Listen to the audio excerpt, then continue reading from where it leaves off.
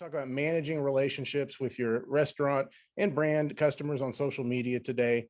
My name's Steve Roop. I'm the digital and content director at Littlefield Agency in Tulsa, Oklahoma.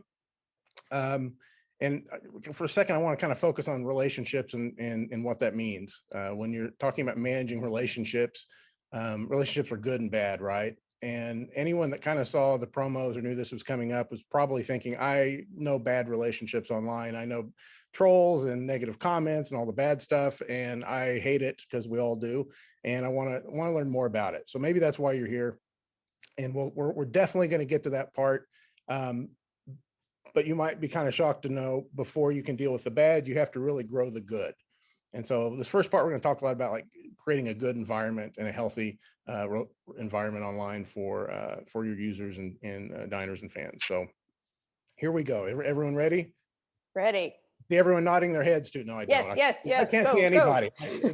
Hopefully everyone sees a big green slide that says, where did these people come from? So yeah, the first thing we want to talk about when we're trying to develop good and bad relationships is who are these people that are following us or that we're trying to have a relationship to begin with. Ideally they're people that already like your brand or your restaurant. They're people who've had a good experience with you, that identify with the posts and the content that you create in some way. They've either come to you organically, they've just found you out in the wild, or that, like I said, had a good experience in the restaurant while they were sitting there, said, hey, I'm going to go follow Lou's Diner on Instagram and see what else he's got going on. Maybe you offered some sort of promotion that encouraged them to follow you on social. Maybe you just ran a likes campaign and you grew them with some media, which is totally fine too. But where did all these folks come from is kind of an important thing to think about when you're trying to develop these relationships. Hopefully they're people that already, like I said, already like your brand, already engaging with it in some way. So right out of the gate, we've got some positive, right? Ideally, these are not a bunch of folks that came to, with pitchforks and torches that are coming after you.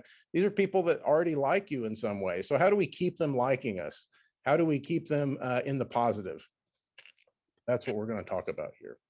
So if you're a social media manager, either professionally or on the side, and I suspect a lot of folks that are with us today probably manage and do some of their social media stuff, as a side, as an extra that they do in addition to some other job or task. The main thing is that you got to remember you're hosting a party online here, and you want to host a good party. You want to be a good party host. You want to, have good food to eat and have good music playing and all that jazz. But online, of course, hosting a good party means that you're creating good, enjoyable, engageable content, and you're creating an environment where people are having a good time, or at least a positive time. Nobody's coming to that party where, you've been to them, the bad parties where not a lot of people show up, and that guy that always wants to get drunk and throw his fists around, is that, those are not the parties we want. We want good parties. We want to be good party hosts for our followers online, and this really sets the stage for everything else that we're going to do with them online. And the meat and potatoes of what you'll be doing is posting content, right? So they've identified with you, they're following you for some reason, hopefully because they enjoyed your meatloaf, or they have some particular love of your ribs, but they're following you in some way. They're there. Now you've got to give them some content, right? This is kind of the basic metric for social. What content are we getting people to engage with and interact with us about? And what is your content's role in these relationships? Well, there's lots of content. There's video content and photo content, and there's interacting with people is content. Reviews are content. There's all kinds of things that are content. But as we think about the content that we create, which is a whole other presentation I could totally give later if you guys want, but the meat and potatoes of it for relationships online is content needs to be engaging. It needs to have some sort of purpose. And it needs to encourage community. And this is a really important one, the encouraging community. When I say it needs to be engaging, it needs to be something that invites people to react to it or to comment on it. It needs to have some purpose. I think we've all followed pages where, every Monday it's, another case of the Mondays. And, I'm like, I don't know what that has to do with your taco stand. make sure your content has purpose and has some sort of meaning behind it. Make sure it's saying something about you as a brand, you as a restaurant, that you put out there into the universe, and make it engaging. Make it something that maybe has an open-ended question to it, or invites the user in some way to interact with it. This is how we get a community going. Community, of course, being people that are all together and have a shared interest. And in this case, remember that shared interest for you and your page and your social channels is your food if you're a restaurant, or your brand or product if you're not a restaurant. So you're building a literal community here of people that like you or like something about you, and giving them content to share with other people that don't know about you yet, or engage with you and get feedback or show others how much they like you. It's really important. That's a really big step. You want to give your followers something that they can get excited about and rally behind. You want to put posts out there that can go viral. Everybody wants to go viral. Viral is a tough thing to acquire, I think, but it's not a bad goal to have. And so if you're just putting things up and you're not getting a lot of likes or comments, it might be time to reevaluate that content and see what about it's not engaging. Is it really serving a purpose with our users here? Is it encouraging a community? And is it giving them something to get excited about? And I'll give you an example. We have a client, a barbecue chain that has plastic cups they give out in the restaurants. They're just colored cups, and they change the design on them every so often, but people collect these things. And we started learning through some posts asking, what do you do with the cup once it leaves the restaurant? People do a lot of stuff with it. They put pins in it, they'll put flowers in it, they'll use it to scoop dog food. They do all kinds of stuff with these cups. But we kind of were able to, through these posts and questions, connect a whole universe of people that thought they were the only ones that did this, and realize, oh, these cups are kind of a collector's deal, and oh, which colors do you have, and should we trade these, and here's a pyramid I made at work out of mine. And it encouraged a community around our brand and our product that helped grow. So coming up with something that can kind of tie in and give them the ability to spread your brand or be brand ambassadors on your behalf in that way is really good. That's good content. So if that's not happening for you now, maybe take a step back, reevaluate some of that content, and see what you can do that would encourage activity.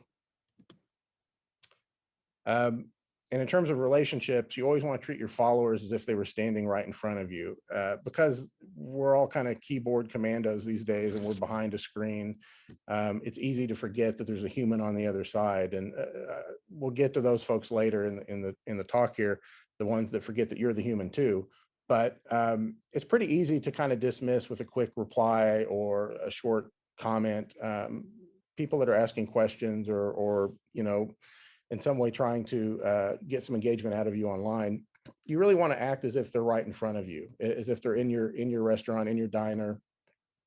And there's a way you act there that you wouldn't act behind the keyboard. So remembering it as if they're right there in front of you is really key when you're coming up with your replies and your comments and the way you want to act with people overall. And it sets a tone. The tone sets the stage for how you want your audience to behave. So, if everything we do is really short and to the point and kind of lifeless or dull, that's not really going to set a great tone or for an engaged and happy audience. If your tone is fun and friendly and, engaging and informative and light, that's, believe it or not, you can expect to get that kind of engagement and that kind of reaction from your followers and your audience back. Tone sets everything.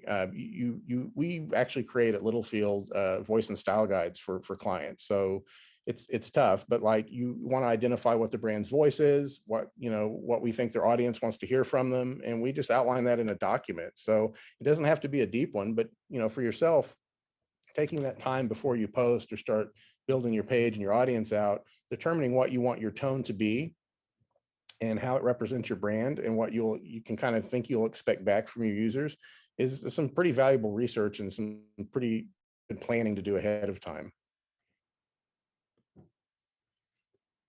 And you always want to reward good behavior. I said early on, right? We're going to talk about good stuff here first before we talk about the bad. Rewarding good behavior also goes a very long way towards keeping a happy and healthy and engaged audience. And what I mean by that is, if somebody comments and says, "Hey man, I had the cheese fries at this place last week and it was out of sight. Give that guy a heart, give him a like, reply to him and say, hey, appreciate the kind words. Thank you so much. Do you just have the cheese fries or did you maybe have a burger with it too? You know, engage with them a little bit. They're saying something nice about your restaurant and your brand. Reward that good behavior. If you are able to find users that are posting pictures and tagging your restaurant or your establishment out there, and they're, you know, showing that they had a birthday party or you know, a graduation ceremony or another way, or celebrating some great life event with you, thank them for that. Thank them for spending that time in your restaurant for those special moments, right? Reward them for publicly sharing that they did that. That's good behavior. You want that, right? A lot of this stuff goes a long way towards burying the folks that are like, hey man, my fries were cold, or the waitress was rude, or whatever that may be, that again, we'll talk about here in a minute. You want to reward and grow good behavior because it fosters more good behavior. And when it comes to reviews, I think Lisa mentioned this at the beginning here, but it's okay to ask for them, and they are super important. Reviews, online reviews are gold. They are almost literal gold in the online digital community now. You know, you want good reviews, obviously.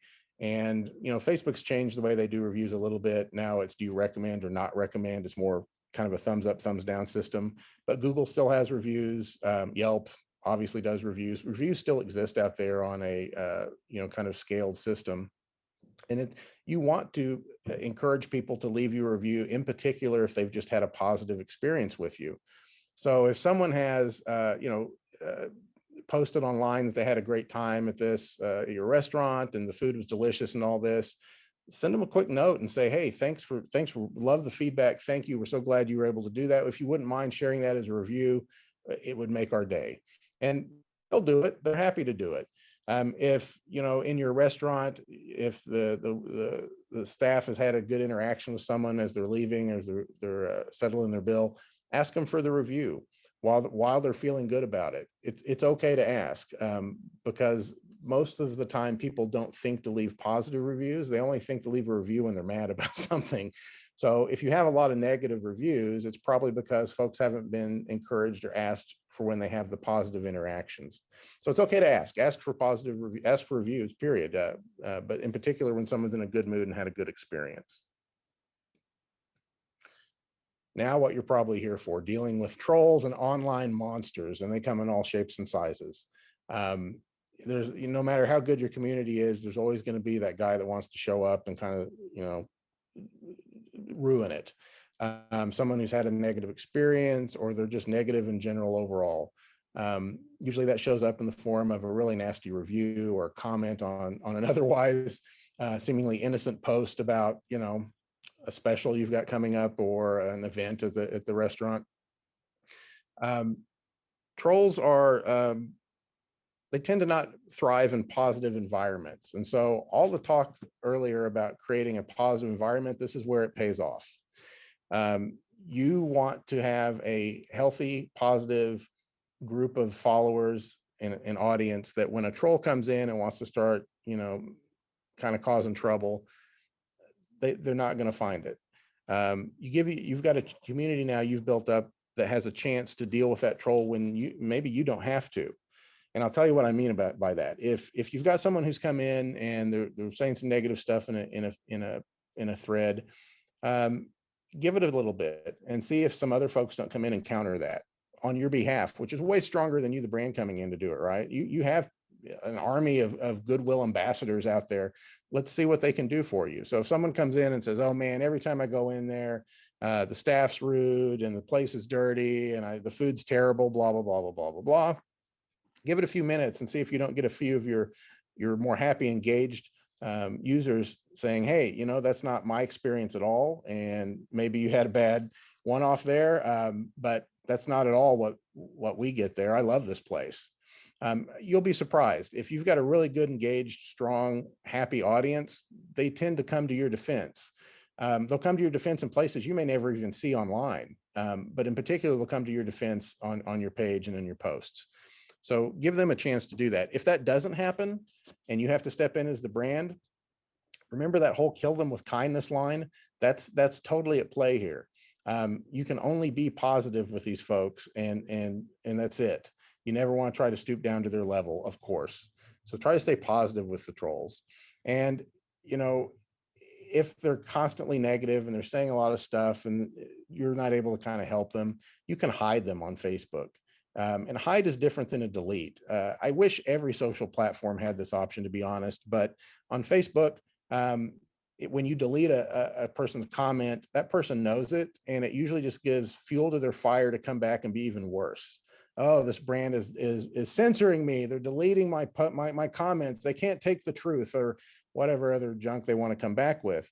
When you hide a negative comment, or comment you don't want on your thread, they don't know that it's hidden. A hidden comment is hidden from everyone else except for that particular user that's hidden, and their friends and family, the people that follow them or connected to them in some way. So they think they got over on you and they were able to get their word in, but in reality, you've kind of handled that situation. They're not spreading their vile anywhere else. And this gets missed a lot, but if you're not familiar with it, down here in the corner, next to a comment where you got these three dots, you can see there's a delete, which a lot of people hit for some reason, but right below it's hide comment. That's it. That's the one you want to use every single time. I cannot remember the last time I've ever deleted a comment. The hide comment is your friend, and use it as much as you need to in these situations. And by the way, this is a post of ours. I know Rita Rose, she's a real nice lady.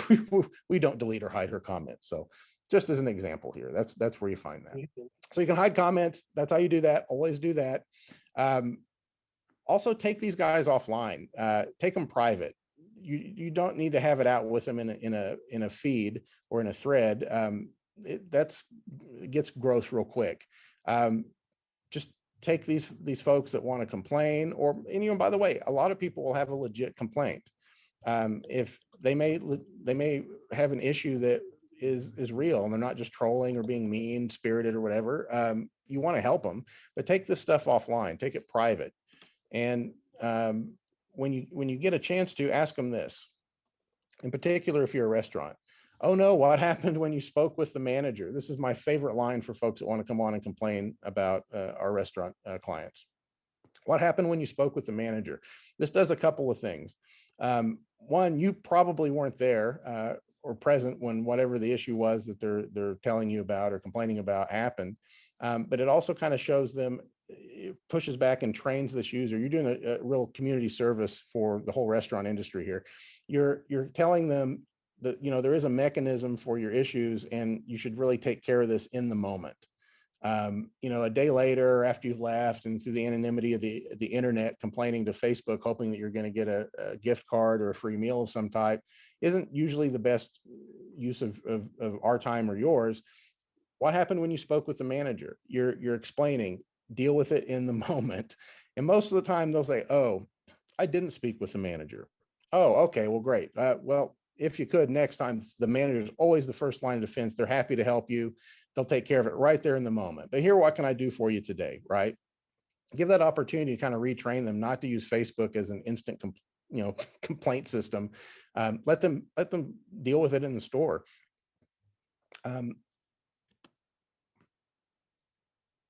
if it's a legit complaint and they say, I did speak with the manager and he was terrible, he's why I'm complaining, you can say this stuff publicly. Oh no, that's not the experience we want you to have with us. We're sending you a private message to follow up. Doing this part publicly and then explaining you're sending the private message to follow up shows everyone else a few things. A, that you care and that you're paying attention to your customers and your clients' concerns and complaints. And look, you're kind of owning a little bit of it without really knowing what it is yet. That's not what you're describing is definitely not something we want to have, experience we want you to have with us. Let's see how we can figure out to make this better, and follow that up with a PM. Again, just take it offline. But these are two kind of common things I use quite a bit when I'm interacting with customers for restaurant chains. And again, fast responses go a long way. The quicker you can get to somebody in one of these situations, the better off you're going to be. Facebook actually used to have a kind of timed measurement system for responses on pages, I think went away. I haven't seen it in a while. But it's not a matter of trying to get it within a few minutes, but just kind of, in some sort of reasonable time frame, respond to people that are commenting or sharing or reviewing or sending you private messages on your page is important. We tend to kind of break them up into chunks: morning, afternoon, and evening. And you know, within and if you can get them in 15, 30 minutes, great. But if you get them in a couple hours, that's generally okay. What's not good is if it goes multiple days or a week or a month and nobody's replied to someone who's had an issue. That really doesn't look good. That shows us that teaches the users and shows the universe that you're not paying attention and don't care. So fast responses will go a long way to kind of keeping people from thinking that you don't. And for that person who's having an issue to just kind of sit there and boil and get madder about it. And frequently they'll come back and they'll complain again and they'll add additional negativity to the page. And you know, without responding to it, we've kind of invited that ourselves. So fast responses go a long way. And this one's kind of tough if you're the owner of the restaurant, or maybe you're the manager, or you're some other way really close to the brand. It's hard not to take some of this stuff personal. But if that's the position you're in and you're the person that does have to respond to it, and you own the restaurant, or you're the manager and some other way really tightly connected to it on the day-to-day, do your best not to take it online. This is the one time you don't want to respond super fast. If your gut reaction is to get defensive or combative, give it a little time to calm down. Ideally, this is where an agency like Littlefield actually kind of steps in and does. We don't have the same kind of closeness that you would. We're not necessarily we're not the owner of the restaurant, so we're able to kind of look at this in a more neutral fashion and handle it on your behalf. But if you don't have the opportunity to have an agency or a social media group that can manage your pages for you, and you have to do it yourself, just make sure you take that time to calm down before you make a response. Very similar to that old thing about writing a letter and putting it in your drawer and then looking at it the next day. This is kind of the version of that. You want to give it some time, and you want to be prepared to respond in a way that is in tone with your page and not escalating the situation, which can be tough. And this is again where a team really comes in handy. If you're the only person, and I suspect there's a lot of folks on here that are, if you're the only person managing your whole digital footprint, that's brutal. That's tough. It's a 24/7 job, and you know, we're human and we need breaks and we need vacations, and sometimes we get sick and can't handle this stuff and our health as well. So having a team, or at least a couple other people that can you can bounce things off of, or that can step in when you're not available, is key. It's so worth it. And you know, you'll sleep better at night knowing that you share this responsibility and this pressure with some other folks. You may already be going insane, but you could go insane if you're trying to handle all this on your own. And again, this is where, if you have the opportunity, a digital agency or social media team can really come in handy. And as I've alluded to a few times here, regular positive engagement really can pay off big time when things take a turn. And by take a turn, you never know what that's going to be. But if for some reason there was some sort of rumor online that the health department was shutting you down for some sort of violation that was completely untrue, and you had never really engaged, you hadn't posted in 2 years on your pages, you never engaged with your audience, but you've kind of got this wildfire spreading online that's untrue about you, now is not the time to start trying to build up that positive audience and get them to defend you. You want to have that already in place when this stuff happens. And that's where people will come into your page and ask, hey, is this true? And you can say no. And they're like, oh, I believe you because, you know, I've been interacting with you on this page for months, and it's enjoyable, and you seem honest and good and all this. It's very tough to build up and defend yourself when you haven't really been present in these platforms before. We like to say that people are out there talking about us online, whether we're engaging with them and paying attention or not. It is absolutely in your best interest to engage and pay attention to your online audience, for all the reasons we've discussed prior, and for when something potentially goes wrong.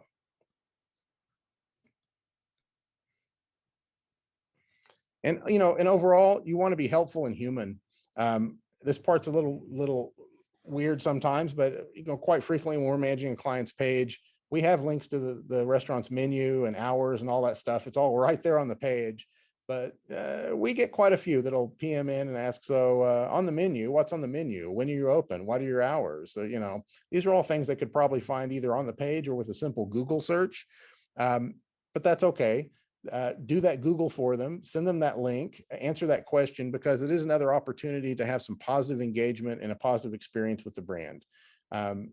Frequently we're like, man, this, in the agency, we'll look at it and say, man, this was really easy. It was right there on the front page. They could have seen this. That person's just looking to hear a little bit more about the brand, and it gives you an opportunity to do that. So just being helpful and being human, even when it seems very obvious what some of these answers might be, is important. And so how do you measure all this? How do you know if you're doing a good job at getting a good and healthy social audience gathered up and working in your benefit? Well, there's a few things you can do. Followers is a metric. It used to be kind of the end all be all. A lot of people kind of take great pride in their followers. There's a lot of metrics in social that matter. I will tell you, in terms of restaurant relationship and audience size, followers actually isn't a bad one to look at. The more followers you have, the more that you assume they like you. They're following you for a reason, right? And when you go to a page, are you more impressed with a page that has 100 followers or one that has 20,000 followers? Of course, the answer is 20,000, because that's a real world people saying, hey, it's a virtual endorsement of this brand, right? Hey, I like these guys. I like their food. I like their products. I like what they're doing. You want that virtual endorsement. So followers isn't really the end all be all, but it is a sign of health. So if you have a means of growing your followers, either organically by just asking for folks to follow you when they're in your restaurant, or maybe there's a note in your loyalty app, or however you interact with them, growing followers isn't a bad thing at all. You can also run likes campaigns. You can gather them up and remind people who've been to your restaurant that you exist, and there's a benefit for them following you online. And that benefit could be something along the lines of getting the first news on specials and new menu items, or whatever it is. But yeah, there's a benefit to following you. So gather your audience up and measure that growth. Reviews, we talked about earlier, is also super important and something you can measure. Are you getting more or less reviews than you were last quarter or last year? Are those reviews more 4- and 5-star reviews, or 1- and 2-star reviews, and why? Determining whether your reviews are growing in the positive or the negative, or growing at all, is an obvious measurement tactic that you can follow. But then it also gives you an opportunity to say, well, wait a minute, our reviews are actually kind of negative. They're going down. What's happening? And, you got to be honest with yourself at that point. If there's a common theme in those negative reviews, it's likely something that in the real world needs fixed and looked at. So it's a good kind of measurement tool for online sentiment and engagement here, but it probably has some kind of deeper usage for you in your restaurants. And then sentiment tools. And Sprout is a tool that has this in it. If any of you use Sprout, they have some sentiment tools in there still, I believe. Sentiment tools are a little odd, but basically they scan words that are around your brand and posts and comments, and try to determine whether those are positive, negative, or neutral. They're not without their flaws, though, and this machine language, so they're trying to learn. But if, say, you're a smash burger, for example, and someone's coming on talking about how great they smashed that, that burger was smashed, I loved it. Well, smash may outweigh love in some cases. They may look at smash and say, oh, smash is a negative thing, when in reality it's the brand name. So they have to learn those things have to get learned. But generally, you want to see somewhere in the area of 75 to 80% positive on these sentiment tools. Maybe 10% or so in the neutral, and the rest negative. If your negative is really, really high in the 25-30% range, that's not good. And that's usually a sign that you don't have a very engaged community or audience out there, and something's off. So you want to kind of go back again and reevaluate, what kind of posts are we making? What kind of tone are we setting? What kind of environment are we creating for our brand and our audience online? And then measure that over time. Keep it healthy. And yeah, I think that was it. That's my last slide there. I appreciate you guys sticking with me here.